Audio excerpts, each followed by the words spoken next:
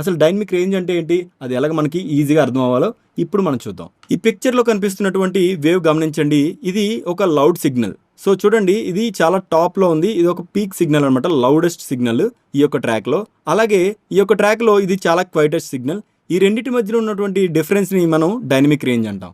So మనం compression చేస్తున్నప్పుడు డెఫినెట్గా మనకి ఈ యొక్క డైనమిక్ రేంజ్ అనేది తగ్గిపోతుంది. సో డైనమిక్ రేంజ్ ఎక్కువగా ఉన్న ట్రాక్లు ఎప్పుడు మనకి న్యాచురల్గా వినిపిస్తాయి. అలాగే డైనమిక్ రేంజ్ తక్కువగా ఉన్న ట్రాక్లు మనకి ఒక సేమ్ కన్సిస్టెంట్గా ఒకే వాల్యూమ్తో ఉంటాయన్నమాట. సో పెద్ద డిఫరెన్స్ ఏమి ఉండదు. సో డైనమిక్ రేంజ్ ఎక్కువ ఉన్న ట్రాక్లు అయితే మనకు చాలా న్యాచురల్గా వినిపిస్తాయి. సో మనకు వినడానికి చాలా ప్లెజెంట్గా కూడా ఉంటాయి. కంప్రెషన్ చేస్తున్నప్పుడు మనకి డైనమిక్ రేంజ్ అనేది తప్పకుండా తగ్గిపోతూ ఉంటుంది.